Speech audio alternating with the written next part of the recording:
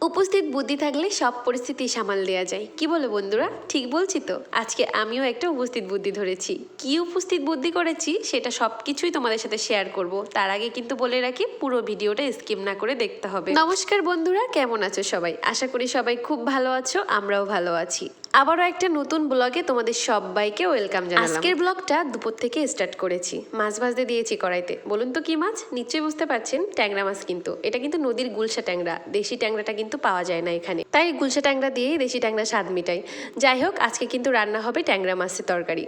কিন্তু ট্যাংরা মাছ যে কী তরকারি দিয়ে রান্না করব সেটাই আমার ভাবার বিষয়। সকাল থেকেই চিন্তা করে যাচ্ছি কী দিয়ে কী রান্না করব। আসলে কালকে হয়েছে কি, অর্থির বাবার অফিস থেকে ফিরতে একটু লেট হয়ে গেছে। কাঁচা সবজি ফ্রিজে রেখে খাওয়ার থেকে ফ্রেশ খাওয়াই ভালো। এজন্য ও প্রত্যেক দিনই বাজার করে নিয়ে আসে, পরের দিনকে কী রান্না হবে সে অনুপাতে।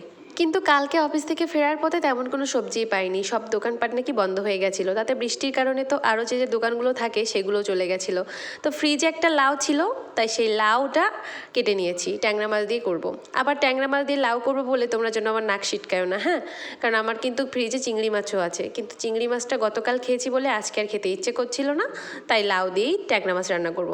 আর ওই যে বলছিলাম না উপস্থিত বুদ্ধি করেছি, হ্যাঁ সেই উপস্থিত বুদ্ধিটা হচ্ছে এটাই। ফ্রিজে কোনো সবজিই ছিল না, তাই ভাবলাম আর একটা রকম কি রান্না করা যায়। ভাবতে ভাবতে তো প্রায় আমি জ্ঞান হারানোর অবস্থা। তারপরে মাথায় আসলো যে লাউটা রান্না করছি, ওই লাউয়ের খোসাগুলো আলাদা করে রাখি। তারপর লাউয়ের খোসাগুলো কুচি কুচি করে কেটে নিয়েছি, ব্যাস ওটাই ভাজি করে নিলাম। সত্যি বলছি, লাউয়ের খোসা ভাজিটা কিন্তু সেই মজা হয়েছিল। অনিচ্ছা সত্ত্বেও রান্না করা যে সবজিগুলো আসমুখা খাওয়ার হয় তখন কিন্তু বেশ মজাই হয়।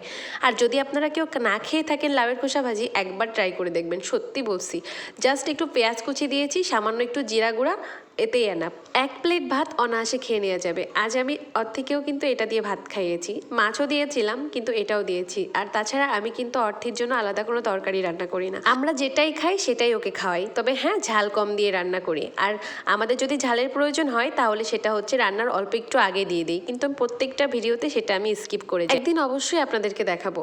তো যাই হোক, এখানে আমি লাউ ট্যাংরা মাছের জন্য লাউটা কষিয়ে নিয়েছি, তারপরে মাছগুলো দিয়ে দিয়েছি। একটু ঝোল বেশি দিয়েছি, কারণ লাউয়ের তরকারিতে ঝোল বেশি দিয়ে সেইটা জ্বালিয়ে জ্বালিয়ে কমানোর পরে সেই তরকারির স্বাদটা একটু বেশিই ভালো হয়। আমি প্রত্যেকটা তরকারি এভাবে রান্না করি, প্রথমে জল বেশি দিই, তারপরে সেটা কমিয়ে নিয়ে আছে। দেখতে পাচ্ছেন নিশ্চয়ই কতটা ঝোল দিয়েছিলাম আর কমে কতটুকু হয়ে গেছে।